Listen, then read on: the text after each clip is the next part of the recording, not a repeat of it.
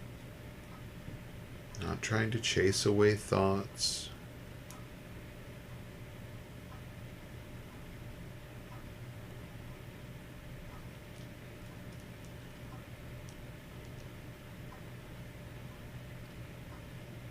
Not trying to follow them either.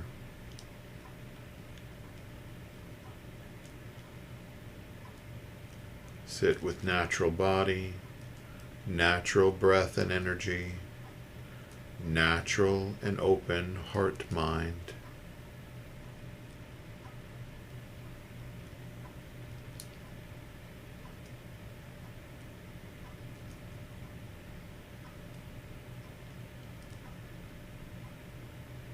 Allowing, perceiving, letting go.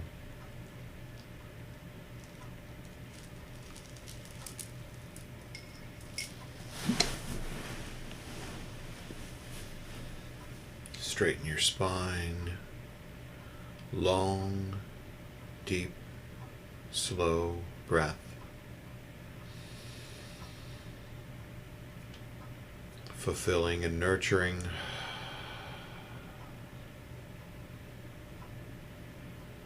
Allowing, perceiving, and releasing.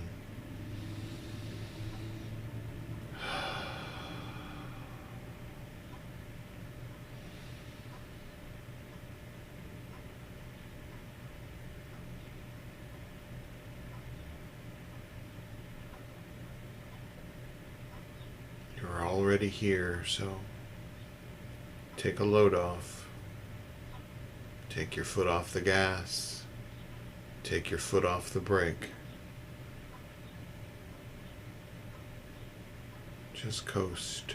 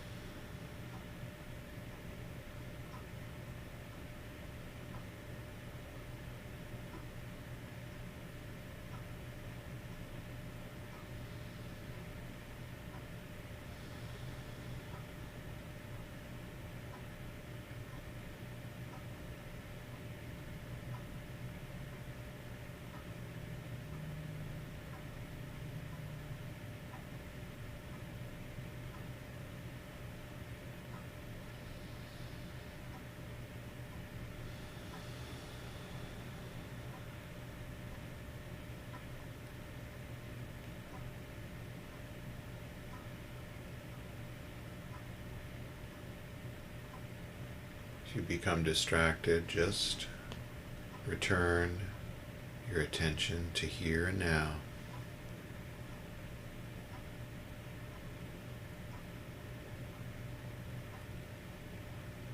Watch and follow the breath if you need something to train your attention to.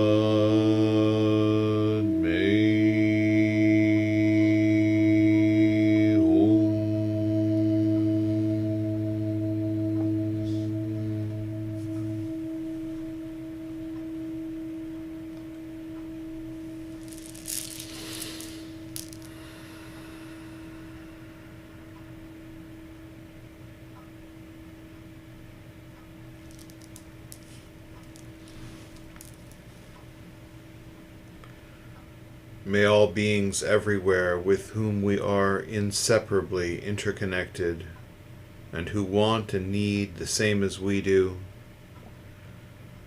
may all be awakened, liberated, healed, fulfilled, and free.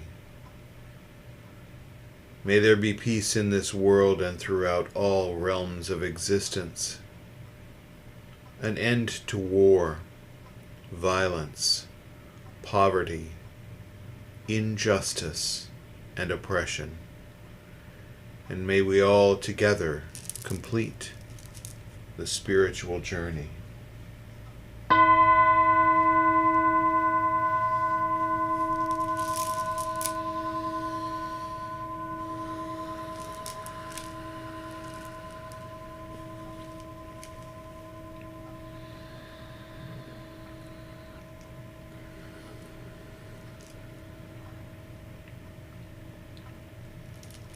So I was asked a clarifying question, a great question, this week by one of you. I'm not going to say your name. You know who you are.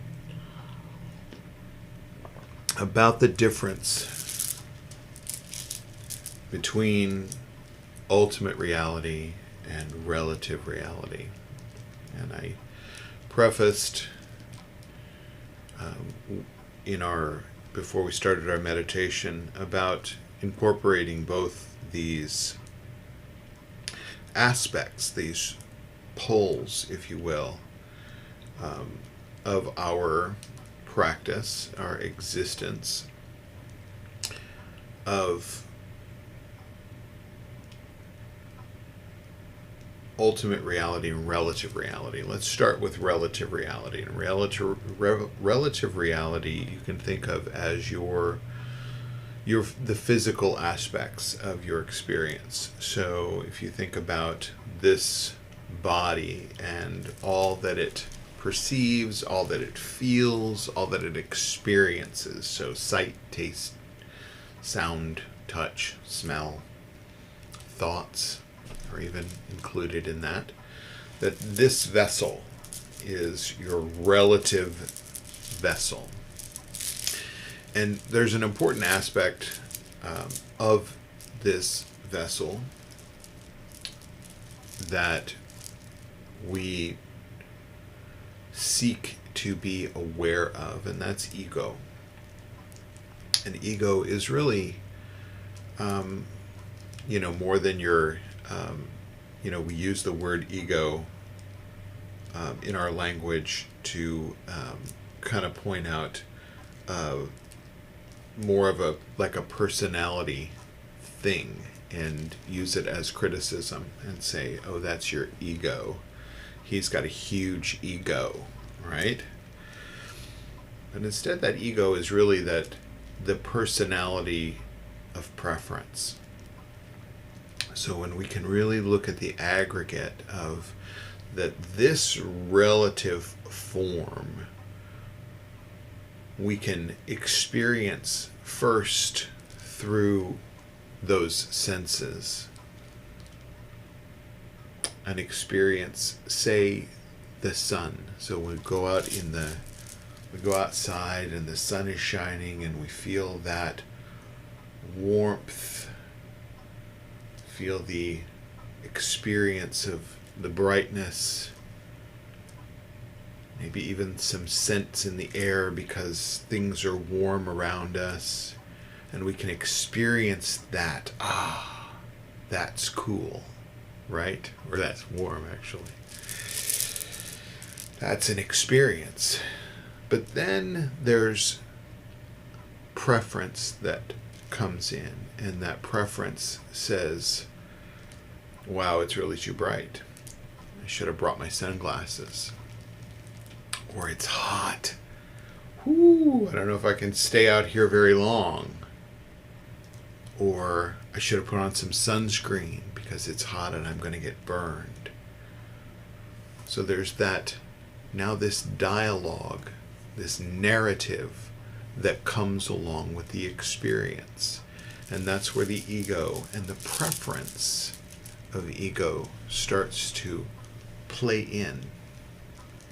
And through this practice, we cultivate our own understanding that exists. We're not trying to change it. We're not trying to say, oh, I shouldn't have preference. Oh, I shouldn't make the decision to go and get some sunscreen or move my chair under the tree or the umbrella to, protect ourselves or have even a better experience. I'm not saying that that's that's the goal. The goal is really to understand that that aspect is occurring, that it's happening, that it's there, and it's part of our experience. So we let that part just come and go, and we let, there's the narrative, there's the thing that says it's hot, there's the thing that says I don't like heat, or I only want heat and I want to stay here in the sun forever and I don't want the sun to go down, and that narrative, right? That fear of losing what we have, or having too much or having too little. That's all ego narrative. So we can understand that that happens. But then there's this other aspect of our experience, and that's what I'll often refer to as ultimate reality. And ultimate reality sort of is, if we think of it in our language, as the term spirituality. We think about that aspect. What is spirituality? Not to get it confused with religion, because we often run those two together and say, he's religious, he's spiritual, or he's spiritual, he's religious. It's sort of two different things. So if we explain, religion is the sort of group patterns that we agree to. So we agree to, say through this Sangha, that we practice in a certain way, and we say these prayers to help us invoke understanding, or get us to a place of understanding collectively. So that's sort of the religious aspect. I often say that there's a devotional aspect to that as well. So this part, behind me, this devotional offering of awareness. So all of these artifacts and statues and things evoke in me, in my practice, when I'm sitting the other direction where you are and facing this, that when I look, I see specific things that help to invoke an idea or a thought, or a reminder of an explanation that I've come upon. So there's a religious and devotional aspect. But this spirituality is more of the connectedness, understanding this, and we often find our spirituality through the experience of, say, this sitting. And sometimes when you have that sort of blissful, floaty experience where you're not in the muck of things, and things feel to be lightened, and you can, that's a breeze on my face, and I feel bliss from that, and I feel the connectedness of all things through that. That's that spirituality. There's a consciousness that is that ultimate reality, that ultimate experience, that consciousness that is not the physical form, but in fact is translated by the physical form. So we can often find that connectedness through our physical form, but is not the physical form. The thought does not generate in the brain specifically, or the experience does not generate in the physical brain, but is this ultimate consciousness. And I know that's where we start to go into the woo-woo land, and that's okay. It's this balance of having this physical and even psychological form that we reside in, combined with that spiritual connectedness, that pervasive consciousness that sort of makes it all happen, is the igniter, if you will, of all of this. So, in the Dzogchen practice, which is my primary practice, we talk about this idea of swooping while climbing. So think of this eagle-like or phoenix-like bird swooping over and seeing the whole landscape all at once, and can really understand the entirety of the scene, if you will. But then there's this relative self that's got feet on the ground, that's always working up and coming up and coming up. And there's these two aspects that are not separate, but in fact are happening together. So coming up, climbing, and swooping, so that we can see what's happening as it's happening. This relative experience that's happening within this ultimate experience, and they're coming together, and we see both aspects.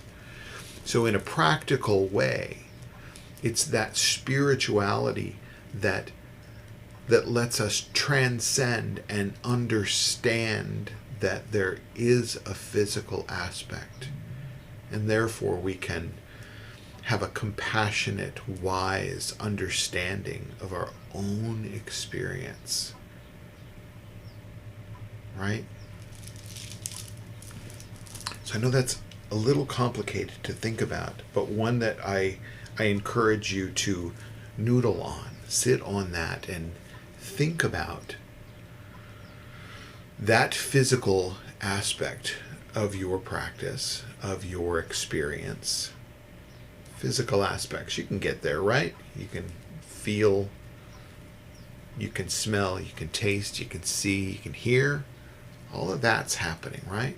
And we get mired in that because we think that that's our only experience, and then we feel very isolated, that it's just me that's experiencing this thing and no one really experiences it in the way that I do, and because it's through my physical body and I feel taste, touch, and you can't feel taste, touch, and smell the way that I do. And that's one aspect. But then the other aspect is this connectedness, this spirituality that is interconnected. And we can even think of it as, we all came from the same dust. They all came from the same energy. That this is even this woo-woo part. And they exist together. And it's okay that they exist together, and one feels woo-woo and one feels very grounded. So, if you're as old as I am and you love the old weekly top 40 with Casey Kasem, he would say at the end, keep your feet firmly planted on the ground and keep reaching for the stars. There's this interconnected thing that we are grounded, but we're still spiritual. So I encourage you to kind of noodle on that in your practice. I can't take you all the way there. I can point at it. That's the Zen proverb, is that the teachings are just the finger pointing at the moon. You have to experience by seeing, and experiencing by looking at the moon yourself. Yeah? It's good and important to really noodle on these ideas, really contemplate these ideas within your practice. It's not mine to just tell you what to believe or what to experience. It's yours to experience what you experience. And that's where the unfolding, that understanding really happens for each of us. So when I say practice every day, it's because practicing every day allows you to just sort of rest in that state of curious exploration. So you can see, that's the aggregate of ego, or that's the aggregate of woo-woo or spirituality. And this is how they might come together. They come together within your wise understanding. So in a few minutes, we are going to move fully to the Zoom chat, where we have a little satsang going on. That's a question and answer with teacher. So we get to share and ask questions about what I talked about, or what your practice looks like, or how you might be having some difficulties, and maybe use this practice in a practical way. So if you are on Facebook or Twitter, or if you're on the Kansas City Buddhist Center website right now, or YouTube, you can go over to, well, if it's live right now and you're not watching this recorded, because it's recorded in all of those places as well. So if you wish to come and join this conversation, there's a small group of us today, so it might be a short chat, but you never know. So there's never a bad question or a wrong question. So know that if you ask a question, someone else was probably pondering that same thing. So we'll begin to close with the 4 dharmas of Gampopa and Longchenpa, the prayer for 10 accomplishments, and then our bodhicitta dedication. And what this allows us to do is take a moment and listen to words, concepts, ideas from wise masters that point us to the moon. Bless and empower us that our minds and hearts turn toward the Dharma. Bless and empower us that our Dharma practice becomes the path. Bless and empower us that path truly dispels confusion. Bless and empower us that confusion itself dawns as primordial awareness. The prayer for 10 accomplishments by Lama Suryadas. May we realize true sincerity and integrity, inner purity of mind, dispassionate equanimity for all we see, right understanding of this dreamlike world and the next, loving compassion toward others, and the genuine intention to be helpful in alleviating suffering and confusion. May we directly perceive the truths of impermanence, mortality, and interconnectedness, relinquish wandering thoughts and rampant desires, accomplish freedom of mind and clarity of spirit, remember with gratitude those who have gone before and shown the way, and vow to reach together full and complete enlightenment.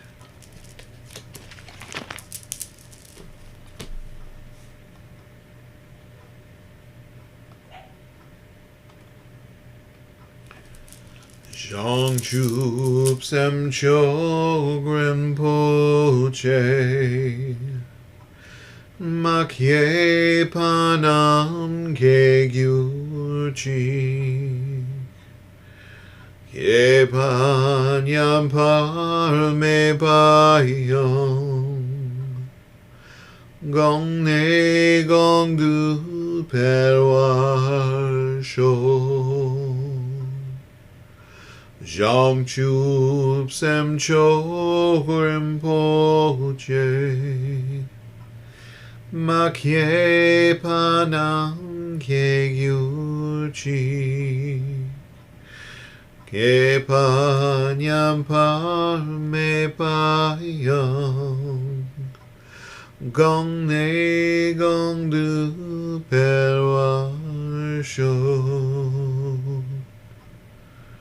May the pure, brilliant sun of bodhicitta dawn in each and every heart and mind, dispelling the darkness of suffering and confusion, unstoppably until all are illumined and awakened.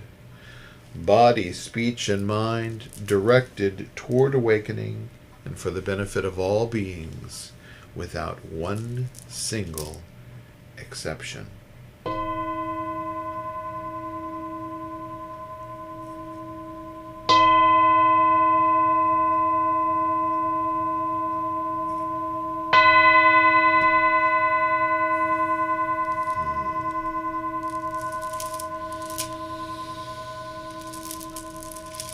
Thanks, everybody.